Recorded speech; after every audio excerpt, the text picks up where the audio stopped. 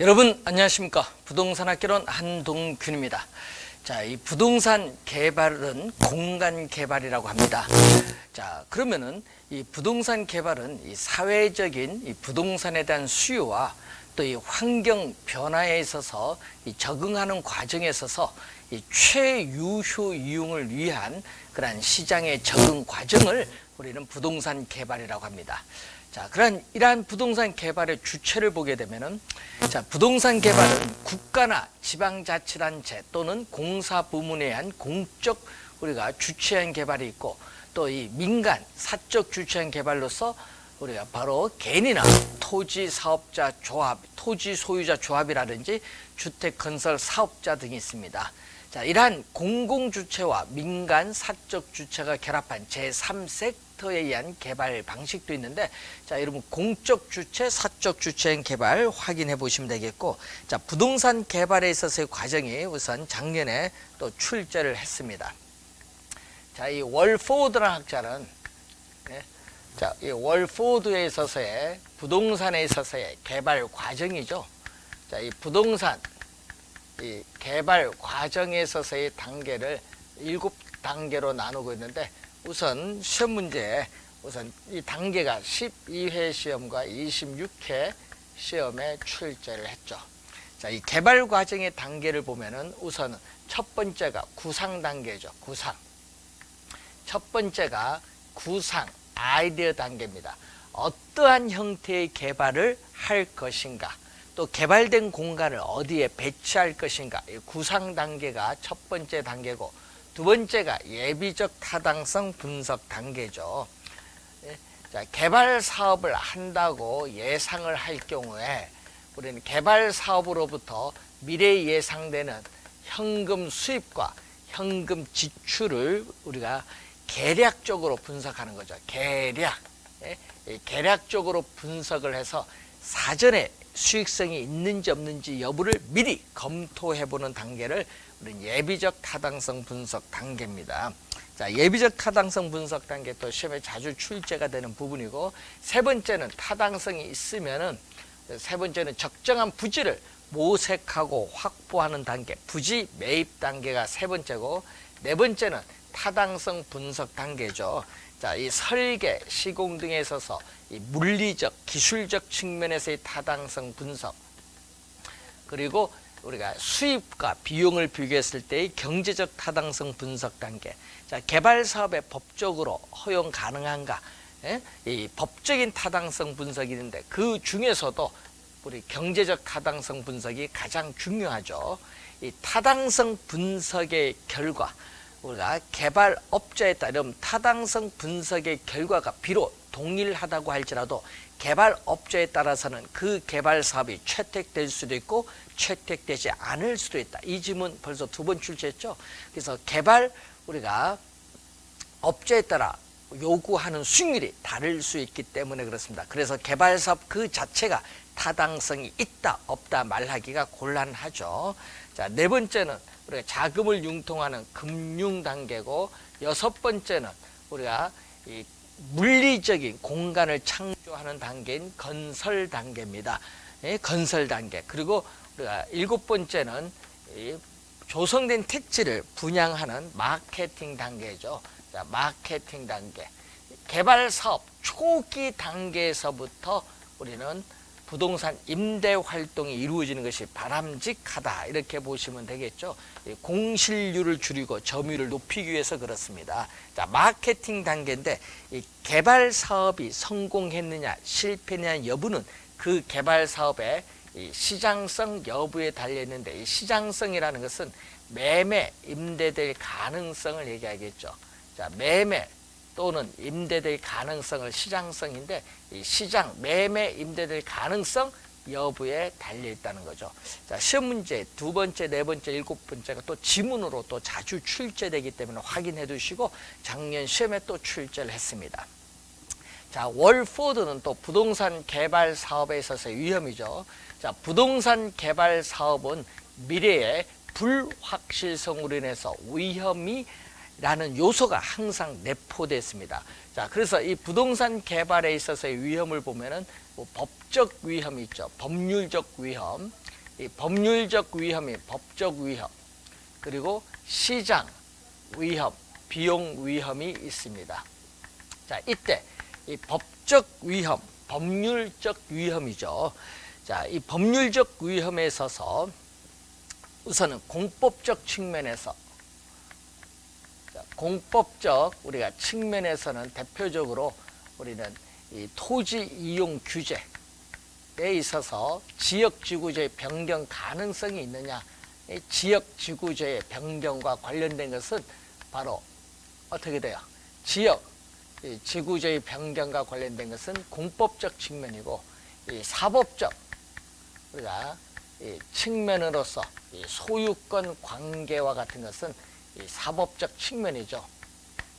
그래서 이 법적 위험이 나타나는데, 이러한 법률적 위험을 최소화하기 위해서는 이미 우리가 토지 이용 계획이 확정된 토지를 매입을 해서 개발하는 것이 법률적 위험을 최소화시켜 줄 수 있다라는 거 기억해 두시고, 시장 위험은 시장의 불확실성이 개발업자에게 지우는 부담이죠.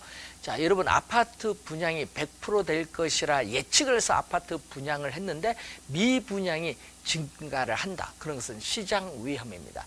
비용 위험은, 자, 여러분, 인플레이션이 발생하면 건축비가 상승을 하죠. 그렇기 때문에 이러한 추가적으로 비용이 발생할 가능성이 많습니다. 이런 게 비용 위험이죠. 자, 인플레이션이 발생할수록, 개발 기간이 길수록 추가적으로 우리가 비용이 발생하는데, 이런 위험이 바로 비용 위험이죠. 자, 부동산 개발의 위험도 시험에 자주 출제가 되는 부분입니다. 자, 그리고 이 타당성 분석이 나오죠. 자, 이 부동산 우리가 개발에 있어서의 타당성 분석이 또 우리가 시험에 또 자주 출제를 하고 있는 부분인데, 이 월포드의 이 내용이 우리 시험에 우리가 단골로 출제되는 상당히 우리가 중요한 부분이다, 이렇게 보시면 되겠죠. 그래서 상당히 중요한 내용이고 올해도 출제가 예상되는 부분이다, 이렇게 보시면 되겠습니다. 자, 이 부동산 개발의 타당성 분석과 관련해서, 자, 이 우리 분석의 체계가 나오죠. 자, 이 부동산 분석의 체계를 보면은, 자, 이 개발의 타당성 분석과 관련해서 부동산 분석의 체계를 보면은 이 지역 경제 분석이 있습니다. 자, 이 분석 대상 지역에 있어서의 우리가 수요와 공급 상황을 분석을 해야 되는데, 이 분석 대상 지역에 우리가 총량적 지표인 소득이라든지 인구라든지 이 고용 등을 우리가 분석을 잘 해야 돼요. 그래서 분석 대상 지역에 있어서의 모든 부동산에 있어서의 수요와 시장, 모든 부동산에 있어서의 이 수요와 이 시장에 영향을 미치는 요인을 분석하고 확인하고 예측하는 작업을 지역경제 분석이라고 합니다. 그래서 이 지역경제 분석 모든이 주요 포인트고요. 지역경제 분석을 토대로 해서 두 번째가 시장 분석이 나타나는데, 이 시장 분석은 모든 부동산이 아니라 예를 들면 상업용 이런 특정 유형의 부동산입니다. 자, 이 모든 부동산이 아니라 이 특정 유형의 부동산, 자, 이 특정 우리가 유형의 부동산에 대한, 자, 이 특정 유형의 부동산에 대한 이 수요와 공급을 분석하죠. 수요와 공급 상황을 분석을 하는 겁니다. 그래서 이 전반적인 가격 수준과 이 가격 수준의 동태적 경로를 분석하는 작업을 시장 분석이라고 합니다. 특정이죠. 자, 분석 대상 지역의 범위는 우리가 상권으로 표현되는데, 자, 그래서 개발된 부동산에 있어서의 대체 가능성, 이 경쟁 부동산의 공간적 분포와 밀접한 관련을 가지고 있는데, 이때 이 수요자에 있어서의 특성, 이 수요자에 있어서의 이 특성에 따라 우리는 시장을 세분화하죠. 시장을 세분화하고 또 이 공급되는 상품의 특성, 자, 이 공급되는 이 제품의 특성에 따라서 또는 우리 시장을 또 차별화하죠. 자, 이 내용은 바로 시장 분석에서 우리가 나오는 내용이죠. 자, 이 시장 분석인데 이 시장 지역 경제 분석과 이 시장 분석을 토대로 해서 이 세 번째 시장성 분석이 나오는데 이 시장성 분석이 또 출제를 또 많이 하죠. 시장 분석과 시장성 분석은 동일어가 아니다는 것. 25회 시험에도 또 출제를 2개 다 했었죠. 자, 이 시장성 분석은 이 개발된 부동산이 시장에서 매매되거나 임대될 가능성 정도를 조사 분석하는 것을 우리는 시장성 분석이라고 하는데, 자, 이 흡수율 분석이 이제 나오죠. 자, 여러분이 흡수율 분석, 과거 일정 기간 동안에 시장에 공급된 부동산이 얼마만큼의 비율로 흡수되는가를 분석하는데, 자, 이때 흡수율이 높을수록 또 이 시장에 공급된 부동산이 100% 분양 임대하는 데 걸리는 시간, 흡수 시간은 짧을수록 우리가 시장에서의 위험은 우리가 낮아진다는 것을 우선 알 수가 있죠. 자, 흡수율 분석의 목적도 벌써 2번 출제했었죠. 자, 부동산 시장에서의 과거, 자, 부동산 시장에서의 과거 및 현재의 추세, 부동산 시장에서의 과거 및 현재의 추세를 정확히 파악을 하죠. 네? 정확히 우리가 파악을 해서 이 미래의 흡수율을 예측하는데 목적이 있습니다. 자, 이것도 시험에 우리가 벌써 2번 출제된 지문이죠. 자, 2년 전에는 흡수율 분석이 정답 지문으로 출제됐기 때문에 잘 알아두시고, 자, 이 시장성 분석을 또 토대로 하죠. 지역 경제 분석, 시장 분석, 시장성 분석을 토대로 해서 타당성 분석이 나타나죠. 자, 이 개발 사업을 성공적으로 수행할 수 있을지 여부를 분석하는데, 성공적으로 수행할 수 있는지 여부라는 것은 이 투자자들의 자금을 끌어들일 만한 이 수익성이 충분히 있는지 여부를 분석을 하는데, 세후 현금 수지를 기준해서 분석하죠. 이 세후 우리가 현금 수지를 기준으로 해서 우리가 타당성을 분석해서 이 개발 사업에 대한 최종적으로 우리는 할 거냐 안 할 거냐, 이 개발 사업에 대한 투자 분석이 이루어지는 5단계로 이루어졌는데, 자, 25회 시험, 17회 시험은요. 17회 시험은 뭘로? 순서 5단계를 물었고요. 그리고 여러분 16회 시험, 그리고 작년 또 2년 전에 25회 시험에도 또 이쪽에서 출제를 했습니다. 그래서 시험에 또 자주 출제가 되는 부분이기 때문에 잘 정리를 해두시고, 특히 이 시장성 분석이 시험에 우리가 또 자주 출제를 하고 있다. 지문에 꼭 기억을 해두셔야 될 부분이 되겠습니다. 이때 이 세 가지를 또 학자에 따라서는 이 세 가지를 시장 분석이라고 하죠. 자, 이 시장 분석, 선행 분석이 나타나는데, 이 특정 개발 사업이 시장에서의 채택 가능성 여부, 자, 특정 개발 사업이 시장에서의 채택될 수 있느냐 없느냐, 이 시장에서의 채택 가능성 여부를 평가하기 위해서 고안된 것이 시장 분석입니다. 따라서 이러한 시장 분석에서 구한 자료를 우리가 활용을 해서 우리가 경제성 분석이 이루어진다. 이 2가지를 묶어서 우리 경제성 분석이라고 하죠. 경제성 분석. 이 경제성 분석은 시장 분석이 선행 분석이라면은 경제성 분석은 후행 분석입니다. 그래서 이 경제성 분석은 특정 개발 사업에 있어서의 이 수익성 여부를 평가하기 위해서, 이 수익성 여부를 평가하기 위해서 고안된 것을 말하는데, 수익성이 있으면 개발 사업 채택, 수익성이 없으면 개발 사업을 하지 않습니다. 이 개발 사업에 대한 최종적인 투자 여부를 결정하기 위한 분석이 바로 우리는 경제성 분석입니다. 따라서 이 경제성 분석은 개발업자의 결정에 초점을 두죠. 이 개발업자에서의 이 결정, 의사결정인데, 이 결정에 초점을 둔 연구가 경제성 분석이라면, 시장 분석은 이 개발 사업의 시장, 여러분 이 개발 우리가 사업의 시장에 초점을 둔다. 이 개발 사업의 이 시장에 초점을 둔 연구가 되겠죠. 자, 여러분이 이 부동산 분석에서 체계인데 부동산 개발 사업은 시장 분석을 먼저 하고 나서 경제성 분석은 나중에 이루어진다. 자, 이 관련된 월포드의 견해가 시험 문제에 우리가 자주 출제되고 있기 때문에 잘 정리를 하셔야 되는 부분이 되겠습니다. 자, 이렇게 해서 여러분 교재 251페이지까지 설명했고요.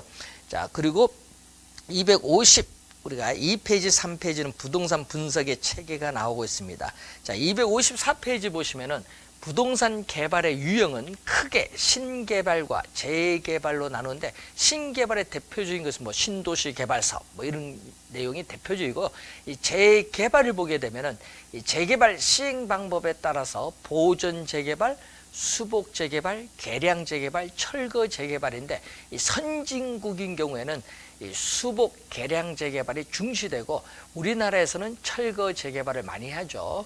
그래서 여러분이 개념 정도 우선 확인해 보시기 바라고, 그리고 255페이지 보시면은 도시 및 주거 환경 정비법에 따르는 우리가 정비 사업의 분류가 6가지 나오는데, 자, 이 6가지 가끔 개념이 나오고 있습니다. 시험 지문에.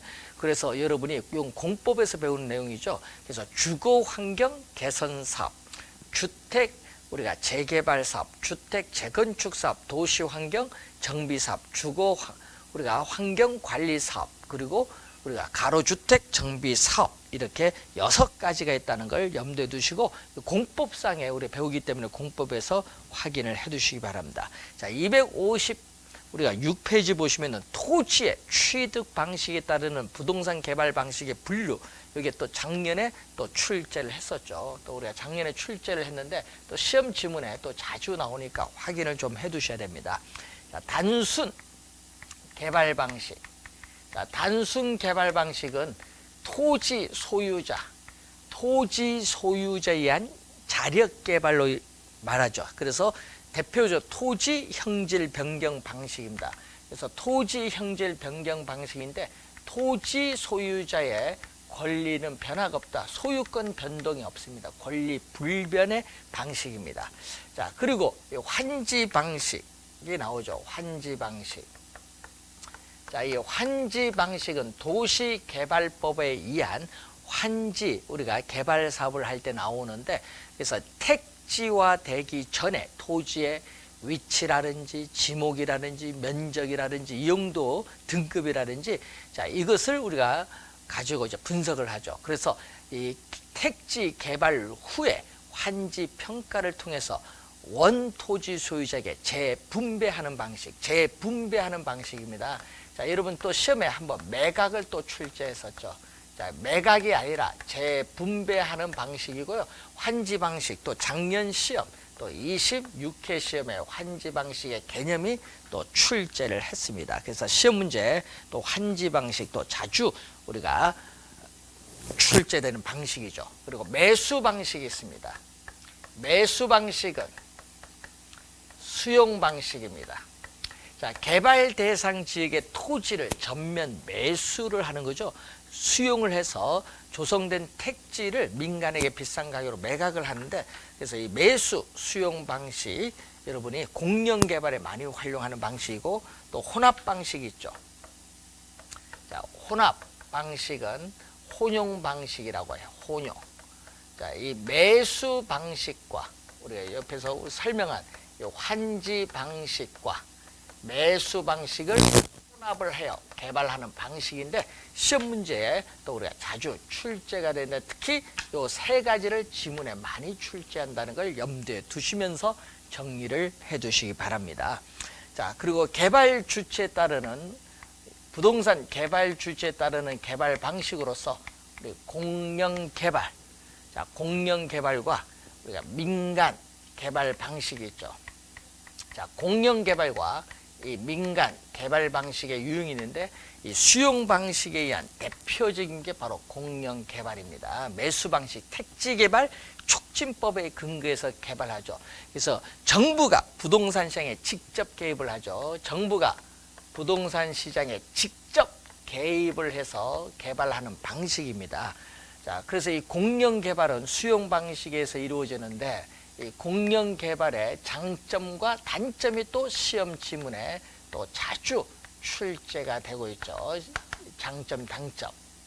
특히 단점이 좀 자주 나오고 있는데 장점은 자, 우선은 저렴하게 토지를 수용해서 조성된 택지를 비싼 가격으로 민간에 매각을 하기 때문에 이 개발 이익을 효율적으로 환수할 수 있는 장점이 있어요. 자, 그리고 주거용, 상업용, 공업용, 공공용으로 구획을 이제 해서 매각을 하죠. 그렇기 때문에 계획된 토지 이용이 가능하고 토지 이용의 효율성을 높일 수 있는 장점이 있고 대량의 택지 공급이 가능하다는 장점이 있습니다. 그리고 공공용지를 환지 방식에 비해서 우리는 공공용지를 우리가 확보할 수 있는 또 보다 쉽게 확보할 수 있는 장점을 가져요. 단점으로서는 우선 토지를 수용을 했을 때 우리 개발사업 시행자에게 초기 보상비 지출 부담이 높다. 개발사업 시행자 초기 사업비 부담이 높다는 단점이 있어요. 그리고 우리가 수용자와 피수용자 사이 갈등을 야기할 수 있죠. 보상액이 적다 보니까 이 보상 과정에 있어서 수용자와 피수용자 사이에 갈등을 초래할 수 있는 단점이 있습니다. 자, 그리고 또 단점으로서는 또 관련해서 어떻게 돼요? 우리가 통화량, 이 보상비를 한꺼번에 지출하면은 통화량이 팽창돼서 인플레이션을 야기할 우려가 있고 대토론에서 인근 지역의 집가를 또 앙등시킬 우려가 있다는 그러한 또 단점을 가지고 있죠. 자, 장단점 좀 주의해 두고요. 또 여러분이 이러한 장단점에 관련된 사항에서 특히 단점이 시험에 자주 출제하고 있다는 거. 자, 민간 개발 방식에서는 우리가 자체 개발 방식이 있습니다. 자, 자체 개발 방식이 있고 이 토지 소유자와 재원 조달자를 포함한 우리가 개발업자 간에 공동으로 개발하는 방식이 있습니다. 그렇기 때문에 이 토지 소유자와 개발업자에게 우리는 개발 사업에 따른 위험이 분산될 수 있는 장점이 있죠. 그래서 개발 사업의 규모가 크거나 불확실성이 큰 사업에 우리는 지주 공동 사업을 하는 거죠. 그리고 토지 우리가 신탁 개발 방식이 있습니다. 자, 토지 신탁 개발 방식이 있고 그리고 컨소시엄 구성 방식이 있습니다. 자, 우선은 시험 문제에 또 우리가 출제를 또 예상이 되는 또 부분이기 때문에 또 잘 정리를 또 해두셔야 되는 그런 부분이 되겠습니다. 시험 문제에 또 출제가 예상되는 부분이죠. 잘 정리해 두셔야 될 부분입니다. 자, 우선은 이 자체 개발 방식이잖아요. 토지 소유자가 자체적으로 개발하는 방식인데 규모가 작은 방식으로서 전문성이 또 낮은 그러한 개발 방식입니다. 이 토지 소유자가 토지는 가지고 있죠. 토지 소유자가 토지는 가지고 있습니다. 또 개발 사업에 필요한 자금을 토지 소유자가 조달해야 돼요. 그래서 자금 우리가 조달에 따르는 우리가 부담이 높다는 또 단점이죠. 자금 조달 부담에 있어서 우리가 높다는 그런 단점이 또 있고 또 개발 사업 시행을 또 누가 하느냐? 토지 소유자가 합니다. 그래서 사업 시행의 주체가 토지 소유자가 있기 때문에 이 개발 사업 수행의 속도 빠르다는 장점도 있어요. 또 개발 사업의 결과 발생한 이익도 토지 소유자에게 귀속된다는 장점이 있는데 문제는 이 개발 사업에 있어서의 위기 관리 능력이 요구된다는 그러한 문제점도 있죠. 자, 이 전체가 누구다? 토지 소유자라는 거. 잘 확인을 해 두셔야 되겠고, 자, 지주 공동사업은 또 4가지로 나누고 있는데 우선 공사비 대물 변제형이죠. 자, 공사비를 대물로 변제하는 방식입니다. 자, 공사비 대물 변제형. 자, 공사비 대물 변제형은 공사비를 대물로 변제하겠다. 말 그대로. 자, 여러분이 이 공사비의 일부를 완공된 건축물의 면적의 일부로 이 대물로 변제하는 방식이다. 이것을 등가 교환 방식이라고 하죠. 등가 교환 방식이라고 하는데, 자, 이 등가 교환 방식의 설명을 한번 보면은 이 토지 소유자가 토지를 가지고 있습니다. 자, 이 토지 소유자가 토지를 보유하고 있는데 이 개발 사업에 필요한 자금이 부족을 하죠. 그래서 이 개발업자가 개발 사업에 필요한 자금을 또 투자를 합니다. 이 개발 사업에 필요한 자금을 투입을 하죠. 그래서 토지 소유자와 개발업자 간에 공동으로 개발 사업을 하는데, 자, 그러면은 이때 완공된 건축물에 있어서의 건축 면적, 자, 완공된 건축물에 있어서의 건축 면적을 우리는 이 토지 소유자의 토지 가격, 이 토지 소유자의 토지 가격과 이 개발업자에 있어서의 개발업자에 투입된 건축 자금의 비율에 따라 이 건축 면적을 어떻게 돼? 각각의 지분, 토지 가격과 건축 자금 지분에 따라 건축물의 면적을 우리가 배분하는 방식입니다. 그래서 이 개발업자에게는 투입된 건축 자금, 이 공사비를 완공된 건축물의 건축 면적의 일부 투자한 지분에 따라 일부로 우리 공사비로 지급을 하는 방식이 대물 변제형이죠. 이 지분에 따라 건축 면적의 일부를 지급하기 때문에 수수료의 문제는 발생하지 않습니다. 지분 형태니까 수수료 문제는 발생하지 않는다는 걸 염두에 두시기 바랍니다. 자, 문제는 이때 토지 소유 주체. 자, 그러면은 이 토지를 소유한 사람은 토지 소유자입니다. 토지 소유자가 토지를 우리가 소유하면서 이 개발 사업의 시행 주체도 토지 소유자라는 거. 자, 이 개발 사업의 시행 주체도 우리는 토지 소유자다. 사업 시행 주체가 토지 소유자입니다.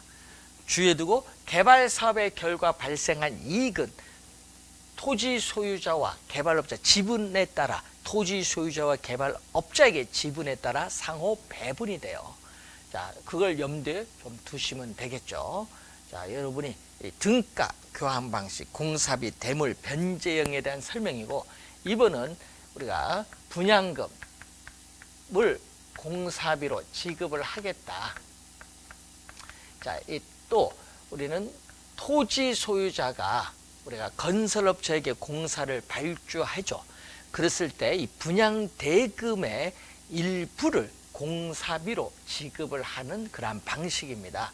또 토지 소유자와 개발업자 간에 공동으로 개발 사업을 하는데, 문제는 또 토지 소유자와 개발업자에게 상호 우리가 투자한 지분에 따라 이익이 배분이 되겠죠. 공사비 분양금 지급형이죠. 개념 정도 우리가 시험 지문에 나오니까 개념 정도 확인해 두시면 되겠고, 그리고 투자자 모집형이라는 게 있죠. 자, 투자자 모집형은 부동산 신디케이트 방식입니다.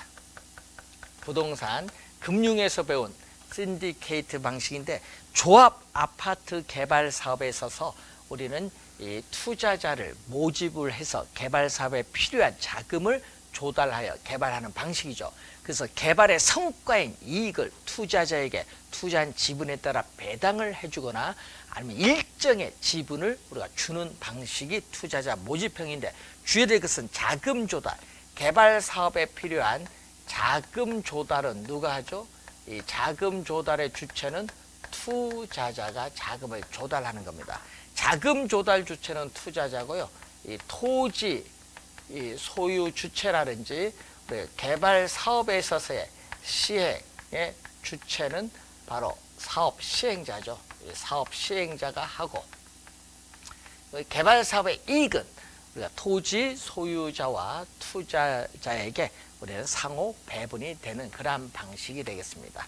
자, 그리고 사업 위탁형이 나오죠. 자, 사업 위탁형 또는 사업 수탁 방식. 사업 위탁형은 사업 수탁 방식을 의미하죠. 자, 토지 소유자가 개발업자에게 개발사업 전반을 위탁하여 개발하는 방식으로서 개발업자는 개발사업 위탁에 따르는 수수료를 취득을 하는 방식의 개발입니다.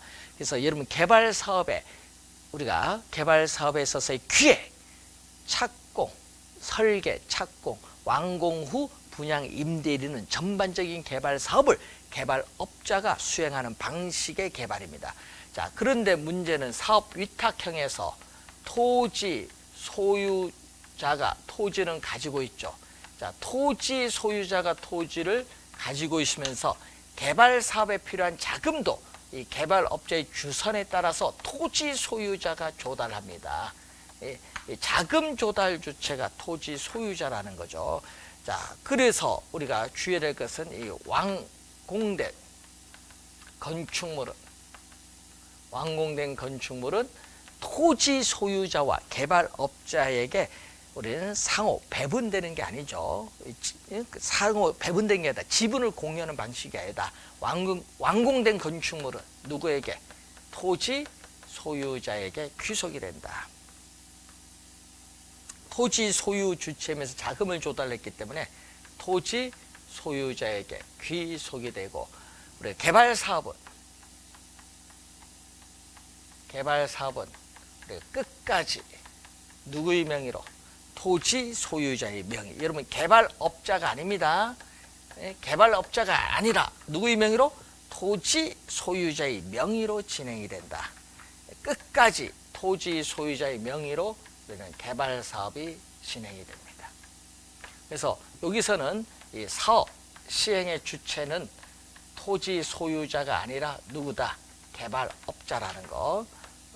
개발 사업에 전반적으로 위탁했기 때문에 개발업자가 우리는 사업 시행의 주체라는 것을 기억을 해 두셔야 되겠습니다. 자, 관련한 사업 위탁형인데 이 네 가지가 바로 지주공동 개발 사업입니다. 지주공동 우리가 방식, 지주공동 개발 사업, 지주공동 방식의 개발이죠. 자, 토지 신탁 개발 방식은 또 시험에 자주 우리가 출제되는 용어죠. 자, 토지 소유자는 위탁자로 갑니다. 자, 토지 소유자를 우리가 위탁자 용어 21회 시험에 위탁자, 수탁자 출제했었죠. 위탁자고, 그리고 신탁회사는 수탁자입니다. 자, 신탁회사는 수탁자. 자, 그래서 토지 소유자는 위탁자고 신탁회사는 수탁자인데, 자, 우리는 토지를 신탁을 하겠죠. 신탁 계약책을 예를 20년, 뭐 30년 이러한 신탁 계약을 체결을 하게 되죠. 그러면 토지를 신탁을 하면은 신탁에 따르는 수익 증권을 우리가 토지 소유자에게 우리가 주게 되겠죠. 그러면은 이때 토지 소유자는 개발 사업에 필요한 자금도 없고 개발 사업의 노하우가 없어도 신탁을 해서 우리는 개발 사업을 진행을 할 수 있기 때문에 상당히 좋은 개발입니다. 자, 그래서 토지에 있어서의 소유권은 우리가 법률상 형식적으로, 자, 형식상 소유권은 누구에게? 신탁회사에게 이전되죠. 소유권이 형식상 소유권이 어떻게 돼? 신탁회사 앞으로 이전하기 때문에 토지를 소유한 주체는 바로 누구냐면 신탁회사입니다. 네? 그리고 우리가 개발 사업에 필요한 자금도 금융기관 차입을 통해서 조달하는 것도 신탁회사가 조달합니다. 그리고 개발 사업의 우리의 시행 주체도 신탁회사입니다. 자, 토지 소유 주체가 신탁회사이기 때문에 개발 사업은 누구의 명의로? 이 개발 사업은 신탁회사의 명의로 진행된다는 점. 개발회사는 신탁회사의 명의로 진행된다는 점이죠.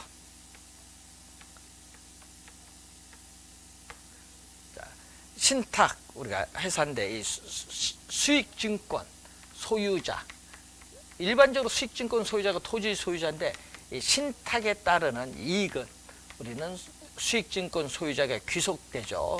그리고 신탁회사는 신탁계획에 따르는 수수료를 취득을 하게 됩니다. 자, 이런 방식이 신탁 우리가 개발 방식인데, 또 여러분이 신탁 방식 시험에 많이 나오고요. 신탁 기간이 끝나면은 토지와 건물은 토지 소유자에게 반환이 된다는 그러한 내용이 되겠습니다. 자, 관련해서 시험 문제 또 자주 출제되는 신탁 개발 방식이죠. 자, 컨소시엄 구성 방식이죠. 자, 대규모 개발 사업에 있어서 자금 조달이나 기술력 면에서 보완할 필요가 있을 때 여러 법인 간의 컨소시엄을 구성해서 개발하는 방식이죠. 뭐 유전 개발 방식이라든지 고속도로 개발 사업에 많이 활용하는데, 이때 법인 간의 컨소시엄을 구성하니까 이 법인 간의 우리가 이해가 충돌될 수도 있죠. 그래서 개발 사업이 지연될 가능성도 있다는 단점도 있습니다. 자, 그래서 이 컨소시엄을 구성하는 여러 법인 중에 어느 하나가 대표 회사가 될 수도 있고, 또 별도로 연합 법인을 구성할 수도 있습니다. 컨소시엄 구성 방식에 관련된 내용인데, 자, 여러분 시험 문제에 또 많이 출제가 되는 그러한 방식입니다. 자, 토지 소유자로부터 우리는 차지권을 설정해서 우리가 개발업자가 토지를 빌려서 개발할 수 있는데, 우리가 구차지 방식은 토지 소유자가 차지권을 설정해서 토지를 빌려서 개발할 때 이 토지 소유자에게 권리금을 지불하는데, 신차지 방식은 권리금을 주지 않는다. 차지권을 설정해서 토지를 빌려서 개발을 할 때 권리금을 주고받지 않죠. 그래서 왜냐? 요거는 공동개발 사업이다. 토지 소유자와 개발업자 간의 공동개발 사업으로 하는 게 바로 신차지 방식입니다. 예? 그렇기 때문에 토지 소유자와 개발업자 간의 권리금을 차지계약 체결 시에 주고받지 않습니다. 그리고 차지 계약 기간 동안에는 어떻게 돼요? 우리는 개발 사업의 결과 발생한 수익을 토지 소유자에게 높은 지대로 지불하고요. 그리고 차지 계약 끝나는 시점이죠. 이 차지 계약 종결 끝나는 시점에서는 토지는 개발업자가 빌려왔잖아요. 그래서 토지는 우리는 차지권을 설정해서 빌렸기 때문에 무상으로 반환을 해야겠죠. 무상으로 반환하고, 건물은 공동개발 사업을 청산을 해야 되기 때문에 건물은 시가로 양도를 해야 됩니다.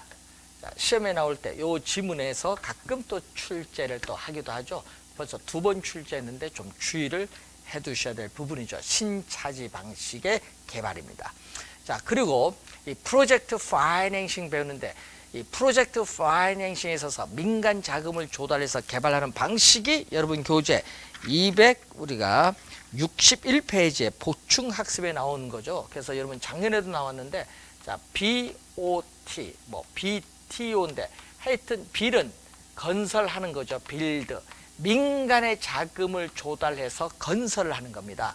그래서 O는 operate, 운영하는 거죠. 민간 자금을 조달해서 건설해서 완공한 이후에 이 시설에 대한 사용 수익을 하죠. 여러분이 운영권, operate 운영권을 가져서 계약 기간 동안에 운영하면서 투자한 자금에 대한 수수료, 토지 어떻게 돼요? 이 시설물 사용자로부터 어떻게 돼? 이용료를 받아서 투자한 자금을 회수해서 계약 기간이 끝나면 국가 지방자치단체에게 뭐를 소유권을 이전하는 방식이죠. 그래서 이때 O는 operate란 운영하는 거고, 우리가 T는 transfer, 소유권을 이전시키는 거. 국가 또는 지방자치단체의 소유권을 이전시키는 거죠. 그럼 이거는 BTO라는 것은, 자, 여러분 민간 자금을 조달해서 건설해서 완공합니다. 완공해서 소유권을 국가 또는 지방자치단체에 이전시켜서 뭐한다? 아프레이트, 이 민간 단체는 이 시설에 대한 운영권을 가져서 계약 기간 동안에 운영하는 하면서 사용료를 가지고 자금을 어떻게 돼요? 우리가 자금을 회수하는 방식인데, 자, 요즘 여러분이 신분당선 아시죠? 요즘 광교, 강남에서 광교까지 뭐 4분의 주파한다 하는데 그 방식이 바로 BTO죠. 이 수익형 방식인데, 이 수익형 우리가 민자를 조달해서 수익형 우리가 개발 방식인데, 이 광교 신분당선의 BTO 방식으로 개발한 거죠. 그래서 BTL은 민간 자금을 조달해서 건설해서 완공을 했어요. 그래서 국가지방자치단체에 소유권을 이전시켜서 그 시설을 뭐한다? 니스 국가지방자치단체에 니스 시켜주고 그 니스 사용료를 받는 방식이죠. 자, 그래서 BTL 방식, 뭐 여러분 체육관이라든지 뭐 군인 아파트라든지 강당 이런 걸 건설할 때 많이 하는 게 BTL 방식이죠. BTL. 그리고 BOO 방식이죠. 우리가 빌드 온, 우리가 아프레이트 온이죠. 우리가 소유자가 직접 우리가 시설에 스스로 운영권을 가져서 운영하는 방식 BOO가 나오는데, 자, 그래서 여러분 이 네 가지가 여러분 교재에 261페이지에 나와 있는데 그 네 가지 잘 알아두시고요. 시험 문제에 우리가 작년에 또 출제를 또 한 방식입니다. 작년에 또 출제를 했었죠. 자, 관련해서 이렇게 민자를 조달해서 개발 사업을 또 하는 방식, 요즘 우리가 많이 활용하고 있는데 이런 여러 가지 방식이기 때문에 한번 확인을 해 두셔야 될 부분입니다. 자, 이렇게 해서 261페이지까지 설명을 했고요. 우리가 다음 시간에는 개발권 양도제도 TDR, 부동산 관리 마케팅에 대한 내용을 살펴보도록 하겠습니다. 수고 많으셨습니다.